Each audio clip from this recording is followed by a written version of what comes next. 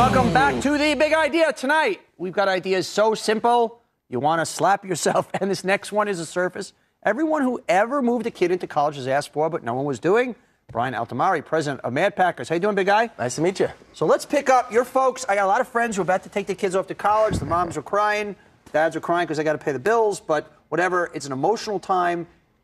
But take me through when your dad, you were going to Binghamton? I was going to Binghamton University. University of New York. Yes. Your parents are driving you up. My dad driving me up, he wanted to rent a van, and I said, no way am I getting caught in a van the first day of school, so I loaded the Blue Continental up to the brim. Blue Continental, up to a little entourage, okay. Exactly, right. And basically at the driveway, there was about 6 inches it was dropped. We got on the New Jersey Turnpike, and we got on, and there was a flat.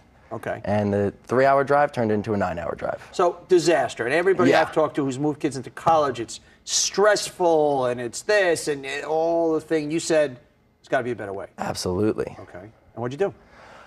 I went through college 4 years and had a lot of ideas. I'm the ideas guy. I came up with a bunch of different things, graduated, and 3 months out, I was in a tie, and I said, no way, I want to go back to school. So did I want to go back to school, or I don't want to work in a corporate environment? Both. Okay. I decided at 3 months out, I really started to think about this concept, and I brainstormed with a friend. We had a tape recorder. We spent about 2 hours just throwing every idea out there. And the next couple of days, I started writing it down. Then we got a big cardboard box, and we started writing how the campuses would work, how we would operationally do it. And then coincidentally enough, I let it sit for about a year and a half. And then I got back to it after I had a... So tell me, the idea, the simple premise of MadPackers is what? You move students in, you move them out, or you store their stuff over the summer at any school in the country. That's it. So basically, if I'm going to Penn come September. Instead of the whole overall schlep, basically you guys come pick my stuff up.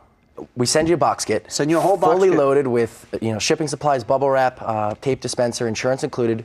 You pack it up, schedule a time, we pick it up. Next time you see it, it's waiting, if we have a contract with the school, in your dorm room. That's fantastic. You're making over $1.5 million a year. There are two, I think, great lessons in your story. Number one, I want everybody to think about it right now, okay, you've got a business, and I'm going to create a web page. And, ooh, that's scary, and that's millions of dollars. Or how much did it cost you to, how'd you figure that out?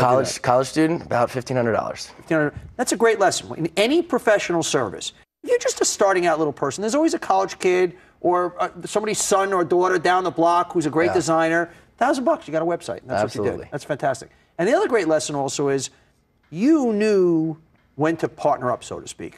Absolutely. Talk to us about that. I mean, once I had the website, I had the PowerPoint, I had all the research that I did on my own, how much all the shipping rates were, and then I started cold calling schools. And as I was calling them, they were like, I've never heard of anything like this. It's a great idea. Send me information. And then as we started talking, they realized that I didn't have the infrastructure. They said, we need more experience if we're going to bring you onto campus. You have the idea, but you didn't have the infrastructure. Exactly. And I said, well, this is a great idea. It can't just die. It hasn't even started yet. So I found a company, Luggage Express, that did door-to-door luggage delivery across the world. And they had the customer service, they had the logistics, they had the operations, and they had the funding.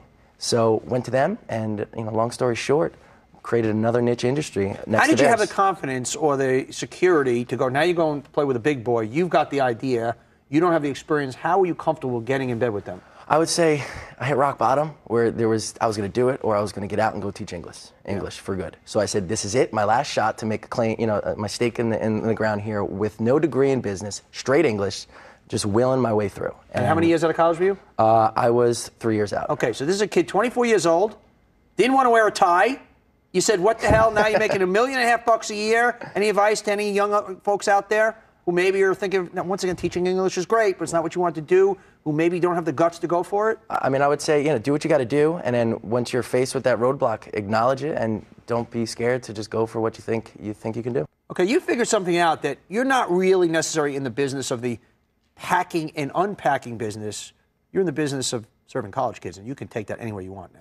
Yeah, exactly. Serving college kids and doing it through a lifestyle brand. So now where are you expanding this thing? We're expanding. MadPackers is the first, model that we're going forward with, and after that, we're leading into Mad College, which is going to be food delivery service, a laundry service, actually communities that we're gonna purchase, that we're gonna have people living in our communities around the country at different schools. Yeah. So the first full-service college company ever created. I think Brian is so smart. I want everybody to take a clue from this. It's what I call the hearts and minds concept. Is once you have a product and you're hitting an audience, your business is not that product anymore, it's that audience. MTV figured out they weren't in the music business, they were in the youth business, and that's where they ended up. So great, congratulations. Anybody out there that told you couldn't do it, you want to give them a little zots? Nah, wait till a later day. Holding his shots, keeping his shots in front. Good stuff, man.